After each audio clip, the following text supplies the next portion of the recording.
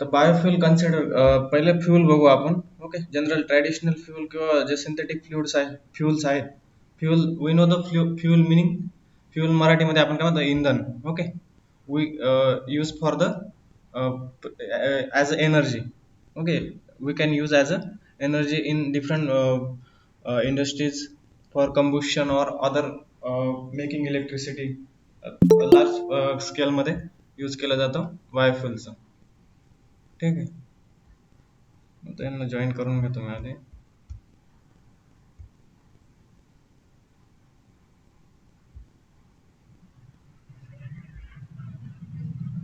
This is a traditional biofuel. माहिती आहे, synthetic biofuel. त्याच्यामध्ये पेट्रोलियम प्रोडक्ट्स येतात. डिफरंट पेट्रोलियम प्रोडक्ट्समध्ये जे पेट्रोल्स असतील किंवा ब्युटेन, डिफरंट गॅसेस. ओके, जे अर्थ क्रस्टमध्ये प्रेझेंट असतात, पेट्रोलियम गॅसेस किंवा पेट्रोलियम प्रोडक्ट्स, ते पहिले कच्चा माल तयार केला जातो. रॉ मटेरियल असतं, रॉ फ्युल असतं.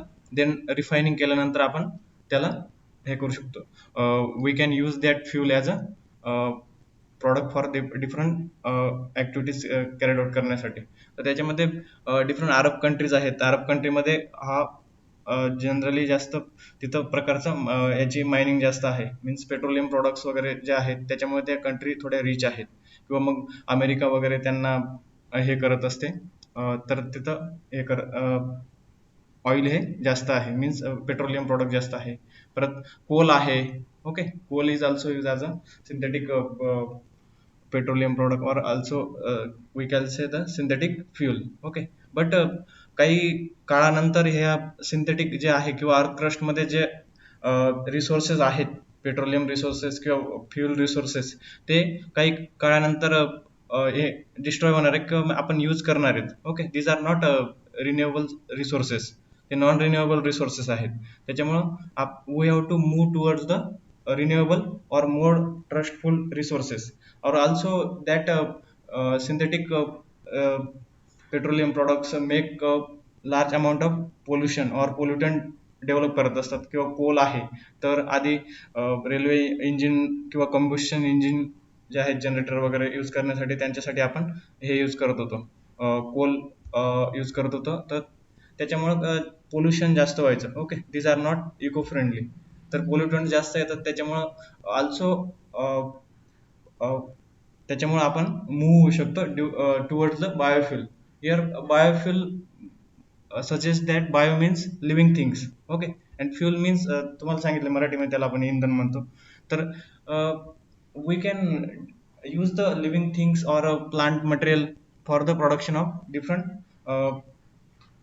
petroleum products, or different products that biodiesel or maybe biogas or bioethanol, that can be used as a new renewable resources, because these are renewable resources. आपण त्यांना एक प्रकारचं सायकलिक रिन्युएबल रिसोर्सेस आहेत, त्यांचा use करू शकतो. आणि they are also eco friendly to the environment. ते इको फ्रेंडली आहेत एन्व्हायरमेंटसाठी. किंवा त्याचे जे प्रोडक्ट आहेत, बाय प्रोडक्ट्स डेव्हलप होतात, ते प्रोडक्ट्स मे बी डिग्रेडेबल आहेत. Okay, easily degradable by products आहेत. त्याच्यामुळे आपण ते बायोफ्युल इझिली यूज करत असतो. तर आता बरेचसे गव्हर्नमेंट अमेरिका किंवा इंडिया हे बायोफ्युलचा यूज करत आहेत. ठीक आहे, तर त्याच्यामध्ये we can now use the petrol as a blending of the ethanol. Okay, 10% किंवा 20% इथेनॉल ब्लेंडिंग किंवा बाकीचे डिझेल आहेत ते बायोडिझेल म्हणून यूज करत आहोत आता. ठीक आहे, किंवा biogas, methane as a biogas use करत आहोत. तर त्याच्यामध्ये बायोफ्युलमध्ये जनरली 3 प्रॉडक्ट्स आहेत. तर बायोइथेनॉल आहे किंवा बायोडिझेल आहे किंवा बायोगॅस आहे. बायोइथेनॉल माहिती आहे आपल्याला. Ethanol means alcohols. ओके, ते डिफरंट अल्कोहोल आहेत ज्यांचं जे आपण अनएरोबिक रेस्पिरेशन मध्ये माहिती आहे की डिफरंट प्लांट सोर्स जे आहेत, सबस्ट्रेट आहे, ते substrate anaerobically we convert them into the alcohols और कार्बन डायऑक्साईड. ठीक आहे, मग त्याच्यामध्ये अल्कोहोल्स आणि कार्बन डायऑक्साईड, कार्बोहायड्रेट टू अल्कोहोल्सचं कन्व्हर्जन हे डिफरंट मायक्रो ऑर्गॅनिझम्स हे करत असतात. जे अनएरोबिक रेस्पिरेशन करत असतात ते microorganisms carbohydrate means all the sugars जे असतात ते शुगरचं कन्व्हर्जन हे अल्कोहोलमध्ये किंवा कार्बन डायऑक्साईड मध्ये होत असते, आणि अल्कोहोल हा यूज करत असतो आपण ॲज अ बायोफ्युल. ओके. तर नंतर बायोडिझेल आहे. तर बायोडिझेल मध्ये काय, बायोडिझेल मीन्स इथे nothing but the use of oils. Okay. त्याचा ऑइलचा आपण यूज करून, जेव्हा व्हेजिटेबल ऑइल असेल किंवा ॲनिमल फॅट असेल, तर आपल्याला माहिती आहे vegetable oil and animal fat आहे. तर त्याच्यामध्ये डिफरंट सॅच्युरेटेड किंवा अनसॅच्युरेटेड कॉम्पोनंट्स प्रेझेंट असतात. ओके. ऑइल जर बघितलं, फॅट्स किंवा ऑइलचं तुम्ही मोनोमोरिक युनिट किंवा मीन्स बिल्डिंग ब्लॉक मटेरियल बघितलं, तर त्याच्यामध्ये हायड्रोकार्बन चेन असते आणि ग्लिसरॉल असतो. ओके. ग्लिसरॉल आणि हायड्रोकार्बनची चेन असते, त्याच्यामध्ये कार्बोक्सिलिक ग्रुप पण असतो, हायड्रोक्सिल ग्रुप पण असतो. ओके. तर ते बेसिक्स आहेत, ते तुम्हाला माहिती पाहिजे. तर त्याच्यामध्ये बायोडिझेलमध्ये डिफरंट, आता जॅट्रोफा आहे किंवा बाकीचे जे ऑइल्स आहेत, seed oils. Okay. Vegetable oils म्हणजे सीड ऑइल आहेत. तर सीडमध्ये rich amount, seed is a rich source of oil, fats or oil. तर त्याच्यामध्ये सॅच्युरेटेड असतात किंवा अनसॅच्युरेटेड हायड्रोकार्बन्स प्रेझेंट असतात. तर jatropha or mustard seed. Okay. आता त्या जॅट्रोफाचं कल्टिवेशन इंडियामध्ये लार्ज स्केलला घेतलं जातंय. Jatropha is a biodiesel plant. Okay. तुम्हाला MCQ ला विचारू शकतात jatropha is a biodiesel plant असं. तर जॅट्रोफाच्या ज्या सीड्स असतात त्याच्यामध्ये rich source of vegetable oil असतं, किंवा मस्टर्ड सीड किंवा ऑल सीड ज्या असतात त्या सीडमध्ये बाकीच्या ज्या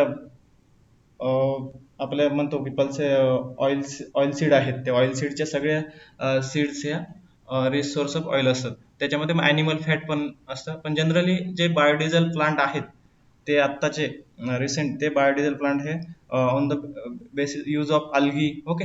जेनेटिकली मॉडिफाईड अल्गीज यूज केलेले आहेत, किंवा डिफरंट जॅट्रोफा किंवा जे इफोर्बियासी फॅमिलीमधले प्लांट्स आहेत त्यांच्या ज्या सीड्स आहेत त्याच्यामध्ये ऑइल सोर्स हे जास्त असतं, त्यांचा यूज करून आपण ते acts as a raw material. Okay. Fatty acid or oils here acts as a raw material. Then we use that seed oil and methanol and catalyst like different sulfuric acid or KOH catalyst use केलं जातं. Means here we use uh, acidic or basic catalyst. Okay. इथं methanol is a general solvent which use for the transesterification. म्हणजे आता स्टार्टिंगला लक्षात घ्या की oil आहे, ठीक आहे, कशामधलं, सीड ऑइल मधलं आहे, सीडचं ऑइल आहे. ऑइल यूज करतोय आपण मिथेनॉल आणि परत कॅटलिस्ट यूज करतोय. रिएक्शन कॅरी आउट करण्यासाठी, त्याचं कंट्रोल करण्यासाठी आपण कॅटलिस्ट यूज करत असतो. तर त्याच्यामध्ये you can use basic catalyst or may be acidic catalyst. जर बेसिक यूज करायचं तुम्हाला तर KOH यूज करू शकतात, आणि ऍसिडिक यूज करायचं असेल तर सल्फ्युरिक ऍसिडचा H2SO4चा यूज करू शकता तुम्ही. आणि मिथेनॉल इज अ सॉल्व्हंट. तर याच्यामध्ये काय होतं, ट्रान्सएस्टरिफिकेशन मध्ये we know that hydrocarbons and glycerol monomers are present in oils. Okay. जर मग ऑइलमध्ये हायड्रोकार्बन आणि ग्लिसरॉल प्रेझेंट असतं, we have to use that hydrocarbon chain only as a biodiesel. Okay. and we have to remove that glycerol portion of the fatty acids or oils. तर त्याच्यामध्ये methanol काय काम करत असतं, methanol role acts as a transfer the that particular hydroxyl group or alkyl group into the biodiesel. Okay. Methanol हे methanol किंवा जे catalyst आहेत ते त्यांचं रिमूव्ह करत असतो, तो glycerol and hydrocarbon chain. Okay. मग त्याच्यामध्ये जो तुमचा हे असतो अल्किल ग्रुप असतो, तो अल्किल ग्रुप बाजूला केला जातो फ्रॉम द हायड्रोकार्बन. म्हणजे hydrocarbon chain and glycerol molecule हे डिवाइड होतात. त्याच्यामध्ये ग्लिसरॉल मॉलिक्यूल आहे, ओके, इथं खाली बाण दाखवला आहे तिथं ग्लिसरॉल मीन्स ऍक्च्युअली आधी ग्लिसरॉल फॉर्म होतो, नंतर त्याचं ग्लिसरीन मध्ये कन्व्हर्जन होते. ओके. डायरेक्ट ग्लिसरीन मध्ये कन्व्हर्जन नाही होत. तर ग्लिसरॉल आपण यूज करू शकतो लॅबमध्ये, किंवा ग्लिसरीन आहे, ग्लिसरीनचा पण यूज करतो. तुम्हाला माहिती आहे ग्लिसरीनचा यूज कशासाठी करतात, ते मॉइश्चरायझर म्हणून. ठीक आहे. तर परत आधी ग्लिसरॉल फॉर्म होतो आणि ग्लिसरॉलचं ते रिफायनिंग केल्यानंतर ग्लिसरीन तयार करतात. ओके. आणि त्याच्यामधून परत आपण मिथेनॉल पण रिकव्हर करू शकतो बाय व्होलाटायलायझेशन किंवा फ्रॅक्शनल डिस्टिलेशन. त्याच्यामधून मिथेनॉल रिकव्हर करू शकतो. Okay. This is none of our important. आपलं इम्पॉर्टन्स काय, आपल्याला क्रूड बायोडिझेल डेव्हलप करायचे. म्हणजे इथं ग्लिसरॉल वेगळा झाला फ्रॉम फॅटी ऍसिड किंवा ऑइल्स मधनं. तर आणि हायड्रोकार्बन चेन जे असते तेच काय आहे, बायोडिझेल आहे. ओके, मीन्स क्रूड बायोडिझेल मिळतं आपल्याला, ते रिफाईन केलं जातं रिफायनरीमध्ये, आणि बायोडिझेल हे फाईन बायोडिझेल हे आपल्याला by product means main product म्हणून मिळतं. इथं बाय प्रॉडक्ट हे ग्लिसरॉल आहे, मेन प्रॉडक्ट आहे biodiesel. Generally glycerol is a heavy weight compound. त्याच्यामध्ये जे टँक्स असतात ते ग्लिसरॉल हे खाली राहतं. ओके, स्पेसिफिक ग्रॅव्हिटी जास्त असल्यामुळे ते ग्लिसरॉल खाली राहतं आणि बायोडिझेल हायड्रोकार्बन चेन ही वरती असते. त्याच्यामुळे त्याचं सेपरेशन करायला इझी जातं. असं प्रकारचं बायोडिझेलचं त्याच्यामध्ये नंबर ऑफ आता एस्टरिफिकेशनला कॅटलिस्ट आहेत, डिफरंट अजून मायक्रो ऑर्गॅनिझम्स यूज केले जातात त्याच्यामध्ये, मीन्स नंबर ऑफ रिॲक्शन्स होत असतात. पण generally whole schematic of that biodiesel production or that path is shown in that figure. Okay, आपल्यासाठी इतकं इम्पॉर्टन्स आहे. ठीक आहे, नेक्स्ट घेऊ का मग? आवाज येतोय सगळ्यांना व्यवस्थित?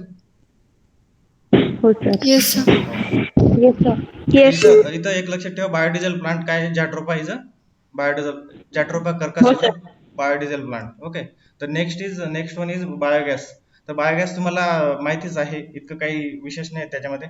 जे अनएरोबिक रेस्पिरेशन आहे, ओके, तर आपल्याला माहिती आहे प्लांट्स जे आहेत, प्लांट्समध्ये म्हणजे क्रॉप्स आहेत. ओके, क्रॉप वेस्ट आहेत किंवा लाईफ स्टॉक वेस्ट आहे किंवा वॉटर वेस्ट आहे. जे इफ्लुएंट वॉटर असतं त्याला वॉटर वेस्ट म्हणतो आपण, किंवा इंडस्ट्रियल वॉटर असतं त्याला आपण इफ्लुएंट वॉटर वेस्ट आहे. Means biologic organism, biological digestible organism present असतं वॉटरमध्ये, आपण त्याला वेस्ट वॉटर म्हणतो. Then food waste, different kitchen waste असतील तुमचे, ओके, तर त्याच्यामध्ये फूड वेस्ट येतं. तर these are the different substrate use in a biogas digester. तर हे डिफरंट सबस्टेट आहेत. तर कर्सरकडे लक्ष द्या तुम्ही. तर ते डिफरंट वेस्ट आहेत, त्याच्यामध्ये मेन सोर्स काय आहे सबस्टेटमध्ये, सगळ्यांमध्ये सेल्युलोज असेल किंवा may be different carbohydrate present आहेत, सेल्युलोज किंवा कार्बोहायड्रेट प्रेझेंट आहेत. मीन्स कार्बोहायड्रेटमध्ये शुगर्स आहेत, डिफरंट ग्लुकोज असेल, फ्रुक्टोज असेल किंवा ऑल द शुगर्स. तर ती शुगर्स त्यांचा यूज करून आपण ते जे कॉम्प्लेक्स ऑर्गॅनिक मॉलिक्यूल आहेत, कॉम्प्लेक्स ऑर्गॅनिक मॉलिक्यूलचं आपण सिम्पलर फॉर्ममध्ये कन्व्हर्जन करतो. आणि मीन्स इयर आता एरोबिक रेस्पिरेशन मध्ये कसं होतं, डायरेक्ट कार्बोहायड्रेटचं किंवा शुगरचं रूपांतर डायरेक्ट याच्यामध्ये होतं. कशामध्ये होतं? CO2 आणि H2O मध्ये होतं किंवा ATP मध्ये होतं. But in case of anaerobic respiration we don't use the oxygen. Okay, that's why incomplete oxidation of that product happen. मग त्याच्यामुळे इनकम्प्लीट डायजेशन झालं, इनकम्प्लीट डायजेशन झाल्यामुळे here alcohol is form. Okay, alcohol and CO2 is form or different gases form by the respective micro organisms. तर स्टार्टिंगला substrate use करतो. तर generally आता biogas जे आहेत तर त्याच्यासाठी लाईव्ह स्टॉक वेस्ट जे आहे, आपण काऊ डंग किंवा अदर ॲनिमल डंग आहेत ते यूज करत असतो. त्याच्यामध्ये घरगुती बायोडायजेस्टर असतात डोमेस्टिकसाठी. त्याच्यामध्ये जस्ट असा डोम शेप एक खड्डा असतो, त्याच्यामध्ये एक इनलेट असतं इथं साईडला. ठीक आहे, इनलेटमध्ये आपण जे सबस्ट्रेट आहे ते वेल वॉटर मध्ये वेल मिक्स करून ते इनलेटमध्ये देत असतो, आपण इन्सर्ट करत असतो. आणि ते ग्राउंड पीठ असतं, ते ग्राउंड पीठ मध्ये वरती असं कन्स्ट्रक्शन असतं, सिमेंट कन्स्ट्रक्शन केलेलं असतं. मीन्स ते अकॉर्डिंग टू डिफरंट साईज मध्ये अवेलेबल असतं. ओके, तर aerobic digester, sorry anaerobic digester का म्हणतात त्याला, बिकॉज अनएरोबिक प्रोसेस ऑनगोइंग और anaerobic respiration happen in that dome shape pit. Okay, तर त्याच्यामध्ये काय होतं, सबस्ट्रेट दिल्यानंतर, तिथं सबस्ट्रेट दिल्यानंतर एनएरोबिक बॅक्टेरिया प्रेझेंट असतात. का अनएरोबिक? कारण की तिथं ऑक्सिजन प्रेझेंट नसतो, त्याच्यामुळं अनएरोबिक जे आहेत, ऑब्लिगेट अनएरोब जे आहेत त्यांची ग्रोथ ही रिच होत असते तिथं. देन मग डिफरंट स्टार्टिंगला काय सबस्ट्रेट तुमचा ग्लुकोज असेल किंवा सेल्युलोज असेल किंवा अदर मे बी लॅक्टोज असेल, तर सबस्ट्रेटनुसार त्याचं रिॲक्शन कॅरीड आउट होते. मग डिफरंट लॅक्टोज असेल तर लॅक्टिक ऍसिड बॅक्टेरिया त्याचं सबस्ट्रेट कन्व्हर्जन करत असतो अल्कोहोलमध्ये किंवा लॅक्टिक ऍसिडमध्ये. हिअर डिफरंट मीन्स स्टार्टिंगची रिॲक्शन काय आहे याच्यामध्ये, सबस्ट्रेटचं कन्व्हर्जन अल्कोहोलमध्ये होतं. ठीक आहे, नंतर अल्कोहोलचं कन्व्हर्जन हे मिथेनमध्ये होतं. बिकॉज बायोगॅस मध्ये मेन गॅस काय आहे तुमचा, मिथेन हा गॅस आहे. CH4 जो मिथेन गॅस आहे तो इन्फ्लेमेबल आहे किंवा कंबस्टेबल गॅस आहे. तो 60 to 70% किंवा 80% अप टू 80% असू शकतो बायोगॅसमध्ये त्याचं कॉन्ट्रीब्युशन, मिथेनचं कॉन्ट्रीब्युशन. ठीक आहे, तर त्याच्यामध्ये फर्स्ट तुमचं सबस्ट्रेट टू अल्कोहोल डेव्हलप होतो आणि अल्कोहोल टू परत मिथेन गॅस डेव्हलप होतो. त्याच्यामध्ये मग आपल्याला number of micro organisms, fungus आहेत किंवा अदर यीस्ट आहेत, ठीक आहे. तर सॅक्रोमायसिस असेल किंवा बाकीचे बॅक्टेरिया आहेत जे अनारोबिक बॅक्टेरिया आहेत, ते बॅक्टेरिया हे कन्व्हर्जन, सबस्ट्रेटचं कन्व्हर्जन मीन्स ग्लुकोज किंवा कार्बोहायड्रेटचं कन्व्हर्जन हे रिस्पेक्टिव्ह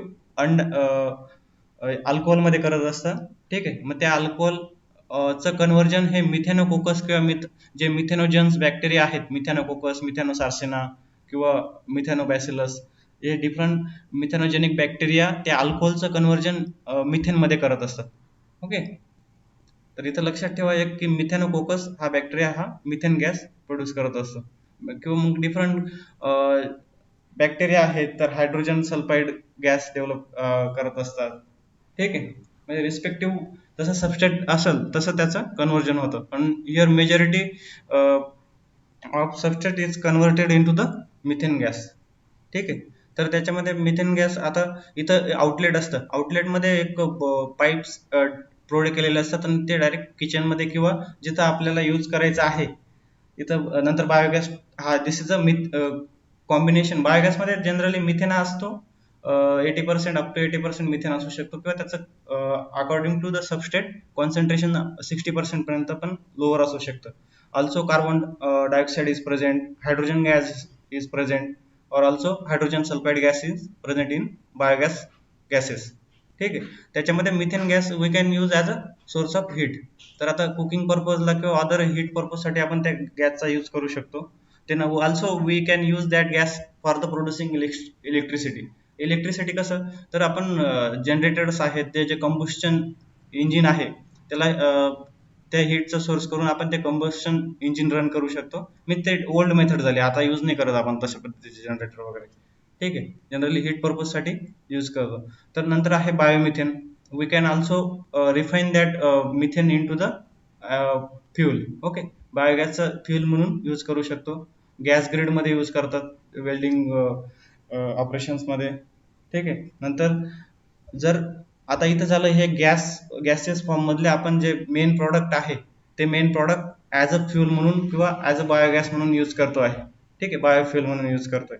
बट सायमल्टेनियसली जे डायजेस्टेड मटेरियल असेल, जे कोर्स सॉलिड पार्टिकल असतील किंवा डायजेस्टेड बाय प्रोडक्ट्स असतील, ते मीन्स डंगचाच अनडायजेस्टेड पार्ट जो असतो we can use as a source of fertiliser.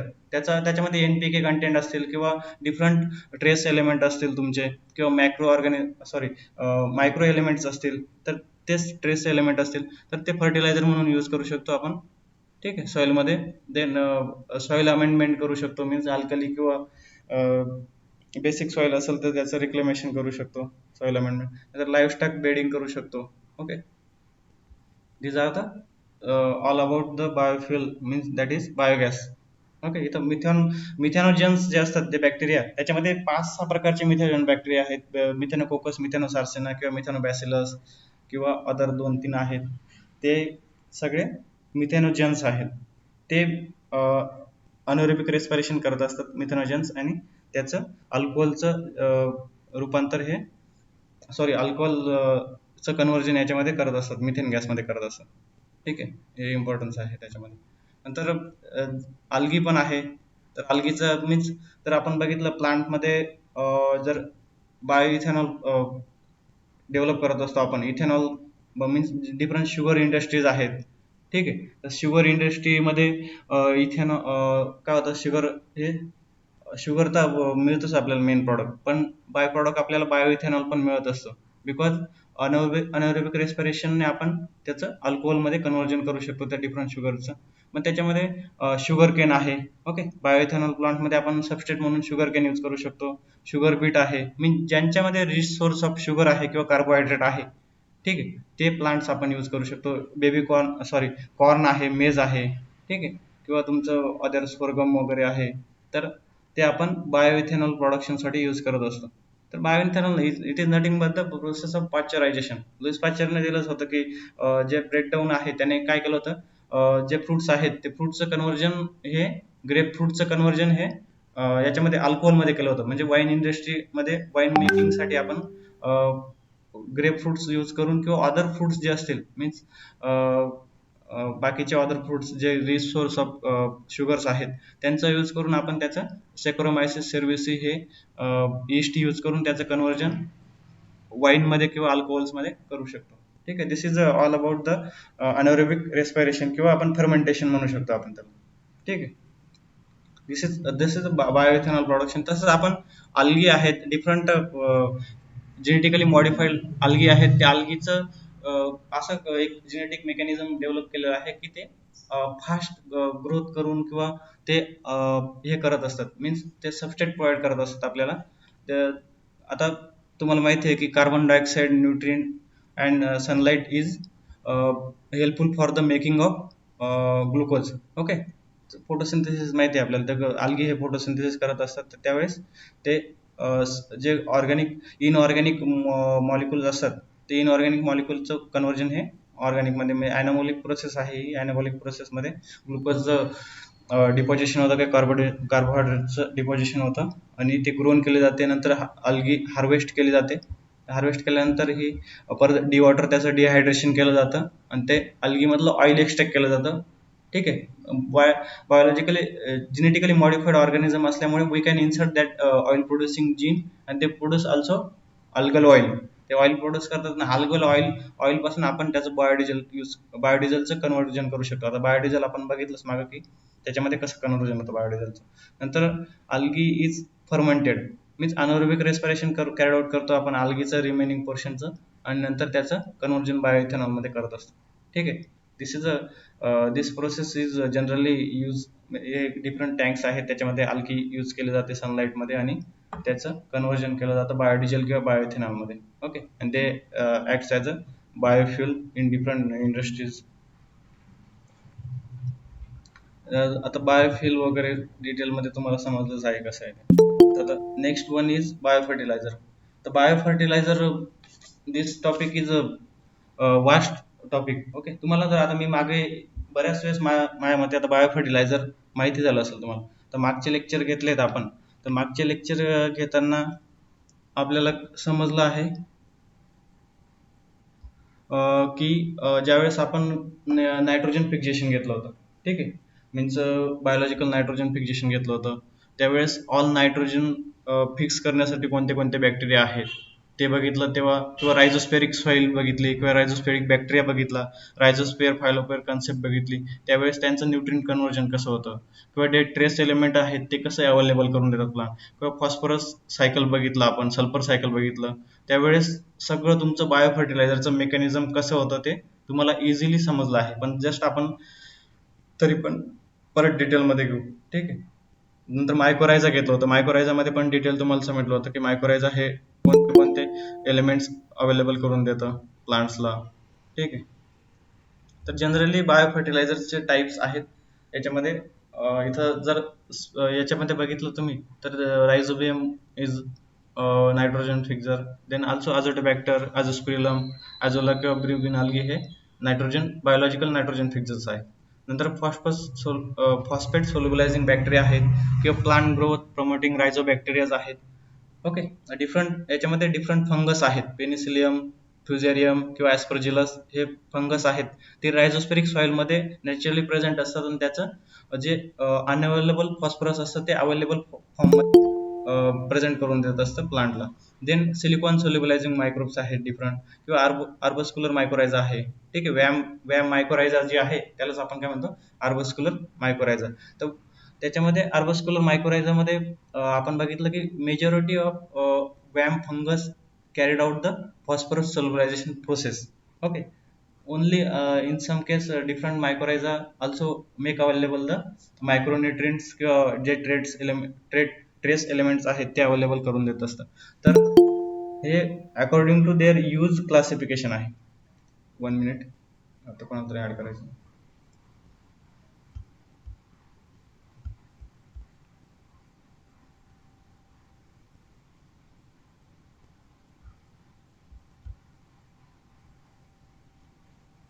समजतंय सगळ्यांना? हॅलो. Yes, sir. ठीक आहे. स्टार्टिंगला बायोफर्टिलायझर मिनिंग काय आहे? बायोफर्टिलायझर तर ट्रॅडिशनल फर्टिलायझर सिंथेटिक फर्टिलायझर माहिती आहेत आपल्याला. तर सिंथेटिक फर्टिलायझर्स मध्ये काय होतं, they provide the nutrition. Okay, means आपण डिफरंट रिॲक्शन कॅरीड आउट करून ते न्यूट्रिएंट प्रोव्हाइड करत असतात सॉइलला. तर याच्यामध्ये सिंथेटिक फर्टिलायझर्स मध्ये आता NPK आहे, ठीक आहे. Just imagine NPK. नायट्रोजन कोण प्रोव्हाइड करतं? Urea is providing the nitrogen. Okay, नंतर single super phosphate provide the phosphate. Then muriate of potash provide the potash.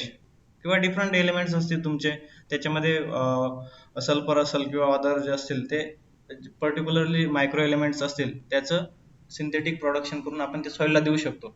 But ते सिंथेटिक फर्टिलायझर्स यूज करण्यामागे कारण एकच आहे जास्त प्रमाणात, किंवा ते इझिली अवेलेबल, मीन्स आपल्याला लॉंग फॉर्म पर्यंत मीन्स इझिली अवेलेबल करून देत असतात, और रिच सोर्स असतं ते, ठीक आहे. Synthetic fertiliser, bio fertiliser is a beneficial term, but the long term effect होता त्याचे. म्हणजे स्टार्टिंगला डायरेक्ट लगे बायो फर्टिलायझर टाकलं आणि त्याचं जसं सिंथेटिक फर्टिलायझर्स आहेत लगेच ते इफेक्ट दाखवतात प्लांट कॅनोपीवरती, तसं इफेक्ट बायो फर्टिलायझर लगेच नाही दाखवत. बट स्लोली स्लोली इफेक्ट दाखवतात आणि त्याच्यामध्ये एक प्रकारचं न्यूट्रिएंट रिसायकलिंगला मदत करत असतात. पण बायो फर्टिलायझरचा एक यूज असा पण, मीन्स त्याचा हेल्पिंग अशी पण आहे की सॉइल हेल्थ मेंटेन करत असतात, ठीक आहे. आणि सॉइल स्ट्रक्चर किंवा सॉइल स्ट्रक्चर हे हेल्प करत असतात. तर नंतर तुम्हाला जेव्हा बेनिफिट्स सांगाल बायो फर्टिलायझर, त्याच्यामध्ये डिस्कस करू आपण. बट बायो फर्टिलायझर माहिती आहे आपल्याला की जे न्यूट्रिएंट प्रोव्हाइड करतात किंवा एलिमेंट प्रोव्हाइड करतात, NPK प्रोव्हाइड करतात, त्याला आपण फर्टिलायझर्स म्हणतो, जे सिंथेटिक फर्टिलायझर्स आहे. But here bio fertiliser means जे लिव्हिंग थिंग्स आहेत, मायक्रो ऑर्गॅनिझम्स आहेत डिफरंट, ते त्यांचा यूज करून आपण फर्टिलायझर प्रोव्हाइड करत असतो, त्याला आपण म्हणतो bio fertiliser. These are the living cells और लॅटंट सेल्स असतात मायक्रो ऑर्गॅनिझमचा, त्यांचा यूज करून आपण ते अनअवेलेबल फॉर्म हे अवेलेबल मध्ये करून देत असतो. त्याच्यामध्ये रायझोबियम, आता तुम्हाला सांगितलं डिफरंट टाइप्स आहेत. मग त्याच्यामध्ये नायट्रोजन फिक्सर्स आहेत किंवा नायट्रोजन फिक्सेशनचे बायो फर्टिलायझर्स आहेत, परत फॉस्फरस सोल्युबलायझिंग बायो फर्टिलायझर्स आहेत, ठीक आहे. अशा प्रकारचं त्यांचं क्लासिफिकेशन आहे. तर त्याच्यामध्ये रायझोबियम आहे, अझोटोबॅक्टर आहे, अझोस्पेरिलम आहे, ठीक आहे. त्याच्यामध्ये बघितलं तुम्ही तर आपण टाइप्स ऑफ बायो फर्टिलायझर बघता येतं. त्याच्यामध्ये नायट्रोजनचं बघितलं स्टार्टिंगला आपण, ठीक आहे. नायट्रोजन मध्ये एक आधी सांगितलं होतं तुम्हाला नायट्रोजन फिक्सेशन मध्ये की नायट्रोजन फिक्सर्स मध्ये एक सिम्बायोटिक असोसिएशन आहे नायट्रोजन फिक्सेशनचं, परत असोसिएटिव्ह आहे किंवा फ्री लिव्हिंग आहे. त्याच्यामध्ये डिफरंट मायक्रो ऑर्गॅनिझम्स हे एम्बेडेड केलेलं आहे. तर rhizobium is a symbiotic association with the plant roots. तर रायझोबियम रूट नोडल्स असतात, ते रायझोबियम रूट नोडल्स हे लेगुम प्लांट्स असतात, तुमच्या लेगुम प्लांट्स वरती असोसिएशन असतं, ठीक आहे, रूट नोडलचं. परत also frankia is a bacteria which infect किंवा symbiotic association with the big trees, जे नॉन लेगुम ट्रीज असतात त्यांच्याबरोबर रूट नोडल फॉर्मेशन करत असतं हे frankia. But rhizobium is produce the root nodal on a legume species. जे legume spaces आहेत किंवा लेगुमिनसी फॅमिलीमधले जे आहेत, पॉड फॉर्मेशन करतात ते प्लांट्स मध्ये, हे रूट नोडल फॉर्मेशन होत असतं. तिथे कर्सर मध्ये दिसतंय तुम्हाला की हा रायझोबियमचे रूट नोडल आहे, ठीक आहे. तर इथं दिसतंय तुम्हाला फिगर मध्ये की रायझोबियमचे रूट नोडल असतं. त्याच्यामध्ये मग ते नायट्रोजिनस एन्झाईम वगैरे, मी तुम्हाला रिॲक्शन, तुम्हाला जर डिटेलमध्ये बघायचं असेल ते रिॲक्शन कशी कॅरीड आउट होते किंवा ते रूट नोडल फॉर्मेशन कसं असेल, तर आपल्या युट्यूब चॅनलवरती तो नायट्रोजन फिक्सेशनचा व्हिडिओ अवेलेबल आहे, त्याच्यामध्ये डिटेलमध्ये सांगितलं आहे सगळं. आता इथं मी सांगत नाही सगळं डिटेलमध्ये.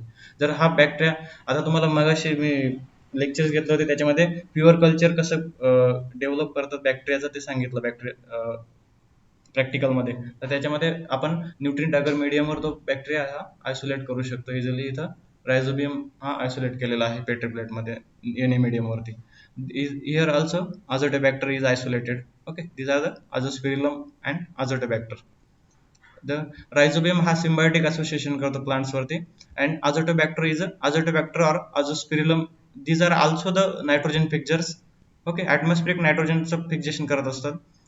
जो मॉलिक्युलर नायट्रोजन असतो N2, त्याचं फिक्सेशन करत असतात आणि प्लांट्सला अवेलेबल करून देतात in the form of NO2 और NO3. Okay, nitrate and nitrate form मध्ये अवेलेबल करून देत असतात प्लांटला. तर त्याच्यामध्ये अझोस्पिरिलम अँड अझोटोबॅक्टर येतं. तर ते हे फ्री लिव्हिंग बॅक्टेरिया आहेत. सॉइलमध्ये रायझोस्पेरिक सॉइलमध्ये हे फ्री लिव्हिंग असतात. ठीक आहे. जे तुमचं कॉम्पॅक्ट सॉइल असते, याच्याशी रूटशी निगडीत जी सॉइल असेल रायझोप्लेन किंवा रायझोस्पिअरमध्ये, त्याच्यामध्ये जे बॅक्टेरिया प्रेझेंट असतात, तर त्याच्यामध्ये आझोटोबॅक्टर किंवा आझोस्पिरिलम आहेत, ते नायट्रोजन हे फिक्स करत असतात in the form of free living.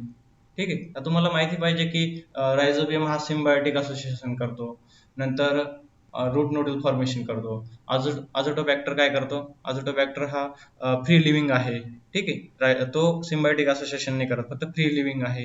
किंवा आझोस्पिरिलम आहे, तो फ्री लिव्हिंग आहे. आणि also algae, blue green algae आहे, ती असोसिएटिव्ह सिम्बायोटिक फिक्सेशन करत असते. तर त्या व्हिडिओमध्ये तुम्हाला डिटेलमध्ये माहिती दिलेली आहे की अॅनाबिना किंवा नॉस्टाक जी आहे, अॅनाबिना किंवा नॉस्टाक ही ब्ल्यू ग्रीन आहे किंवा सायनोबॅक्टेरिया आहे, ते aquatic फर्मवरती प्रेझेंट असतात. ॲझोलॅ या aquatic फर्मवरती प्रेझेंट असतात. दिस ॲझोलॅ aquatic firm is present in a paddy field. Paddy फील्डमध्ये ते अमोनियम फॉर्ममध्ये नायट्रोजनला अवेलेबल करून देत असतात. मी आता इथे जास्त डिटेलमध्ये नाही जात. ठीक आहे. नंतर पीएसबी आहे, phosphorus solubilising bacteria. Okay. Different bacteria आहे, सुडोमोनास असतील किंवा बॅसिलस असेल. ठीक आहे.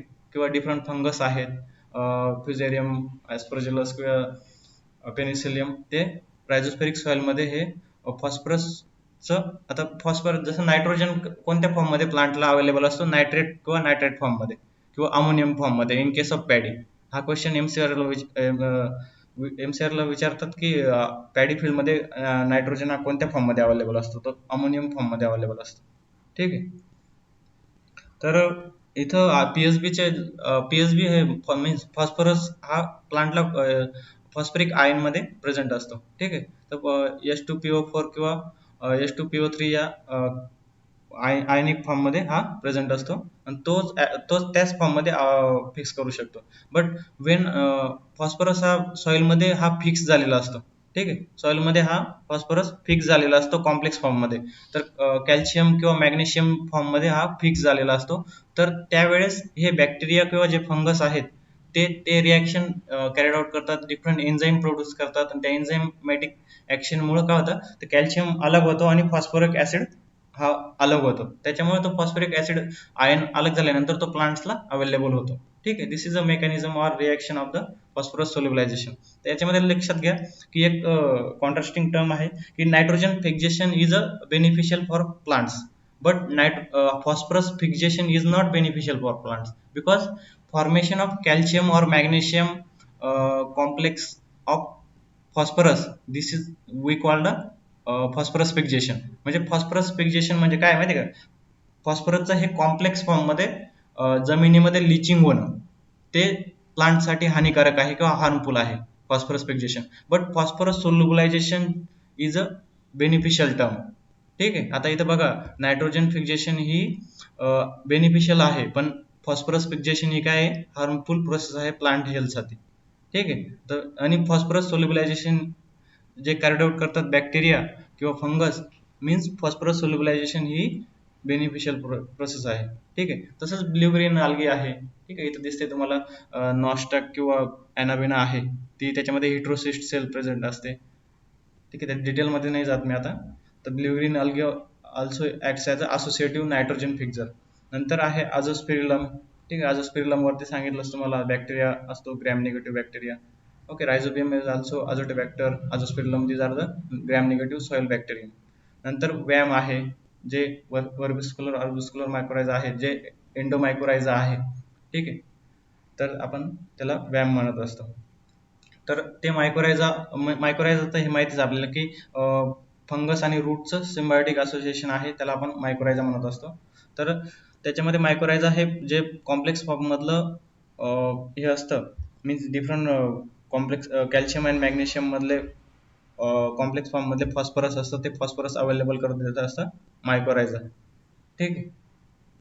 These are the all bio fertilisers. आता याच्या अलावा पण भरपूर बायो फर्टिलायझर्स आहेत, पण तुमच्या इम्पॉर्टन्ससाठी इतके भरपूर आहे. ठीक आहे. बट अजून डिफरंट डिकॉम्पोज डिकम्पोजर्स आहेत. ठीक आहे. तर डिकम्पोजर्स आपण बायोलॉजिकल ते डिग्रेडेशन मध्ये बघू आता.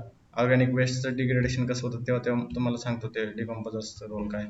याच्यामध्ये डिफरंट हे आहेत. आता इथं फिगरमध्ये दिसतंय हे ॲझोलाचं फर्न आहे. त्या ॲझोलाच्या फर्नमध्ये ब्ल्यू ग्रीन अल्गी ही प्रेझेंट असते. ठीक आहे, राईस फील्डमध्ये आपण हे ॲझोला अजून परत आपण ग्रीन फोडर म्हणून यूज करू शकतो ॲनिमल्समध्ये. तर इथं तुम्हाला दिसतंय फिगरमध्ये. हॅलो, आवाज येतोय सगळ्यांना? Yes, sir. ठीक आहे.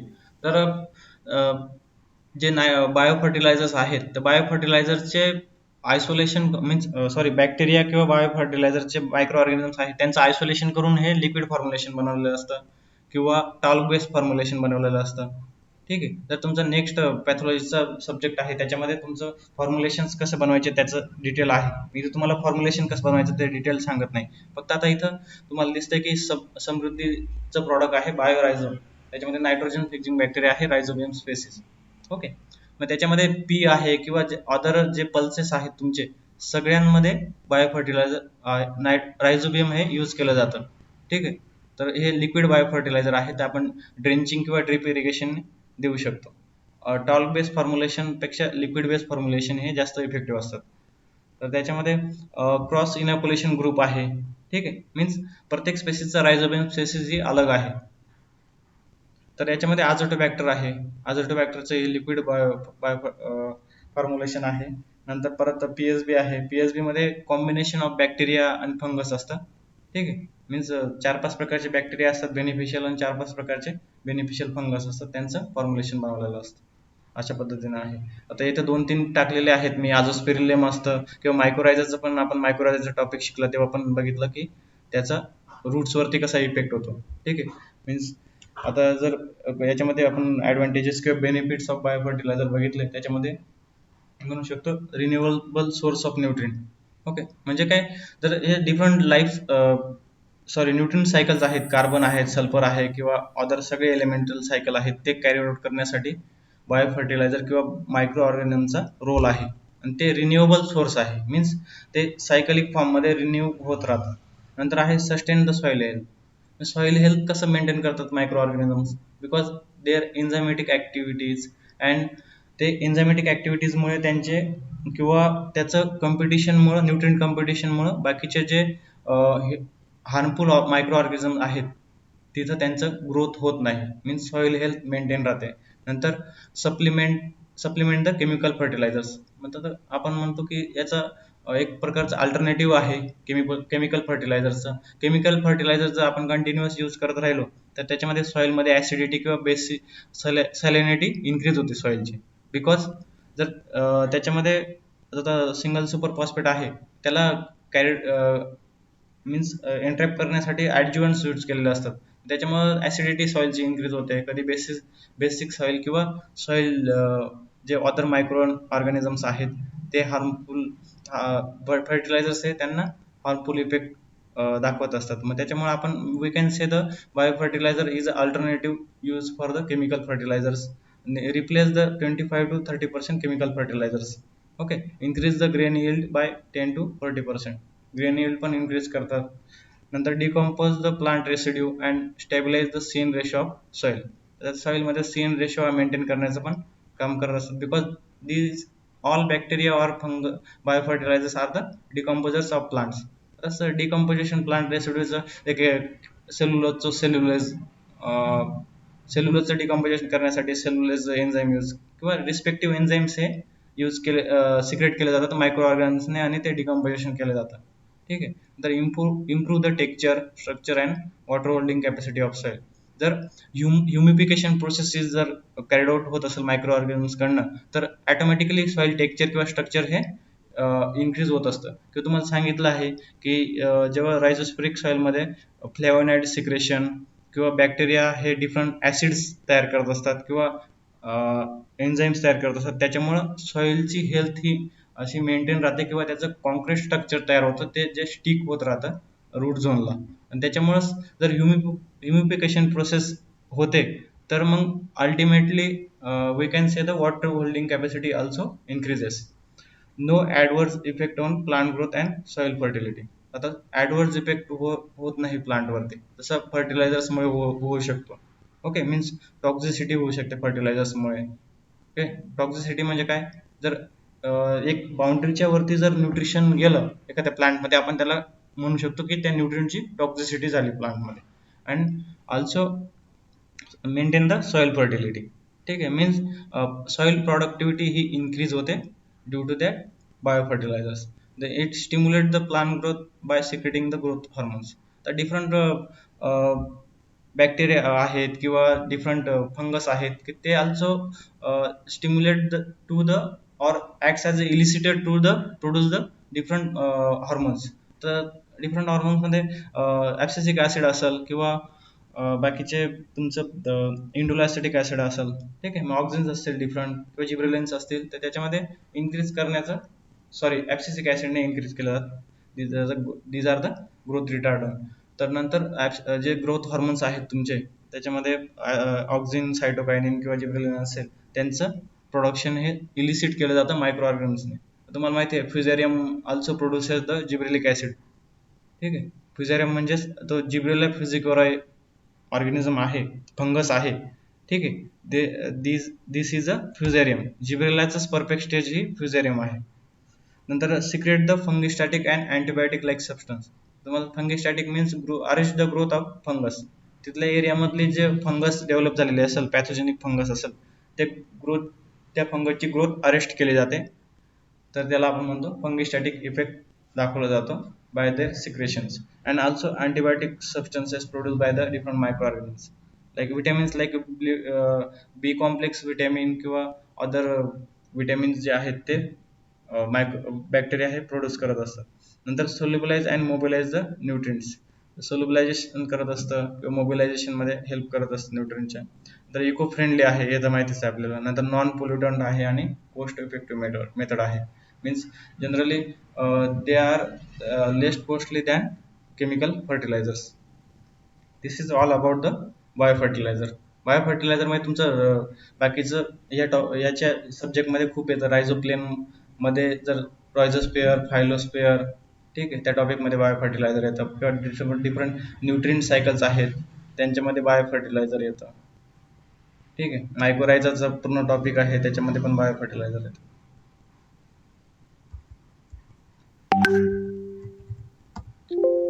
काही प्रॉब्लेम आहे कोणाला, काही क्वेश्चन विचारायचं असेल विचार.